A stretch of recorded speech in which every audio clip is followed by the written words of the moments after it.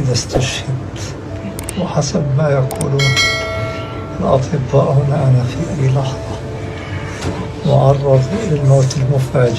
بسم اللہ الرحمن الرحیم. یہ فلسطین کے ایک سیاسی لیڈر ہیں. ان کا نام الاحراز ہے.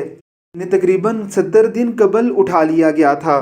غیر قانونی طور پر اٹھائے جانے والے یہ سیاسی لیڈر 70 دن سے بھوک ہڑتال کیے بیٹھے ہیں. ڈاکٹروں کا کہنا ہے کہ اگر مزید کچھ دن انہوں نے بھوک ہڑتال کی تو ان کی موت واقع ہو جائے گی. الاحراز کا کہنا ہے کہ اگرچہ میری موت ہی واقع کیوں نہ ہو جائے، میں بھوک ہڑتال نہیں ختم کروں گا. مجھے ظالمانہ طور پر قید میں رکھا گیا ہے. میرا جرم کیا ہے؟ مجھے کس جرم میں قید کیا گیا ہے؟ اگرچہ فلسطین کو بھوک ہڑتال کی ضرورت نہیں، فلسطین کو تو جہاد فی سبیل اللہ کی ضرورت ہے. امت مسلمہ کی غیرت کی ضرورت ہے. بھوک ہڑتال کے بجائے اٹھ کر کھڑے ہو جانے کی ضرورت ہے. سیاسی لیڈروں سمیت تمام تر قائدین کو جہاد میں باقاعدہ شمولیت کی ضرورت ہے.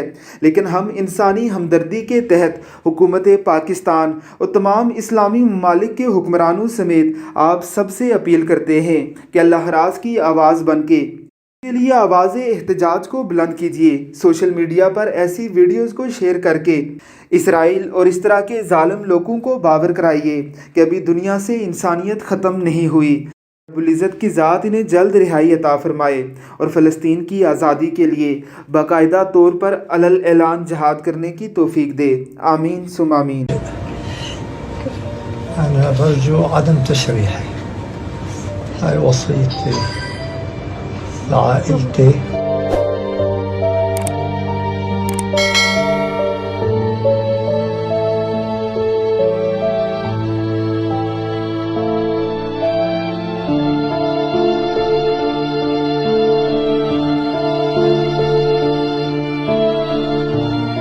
كل يوم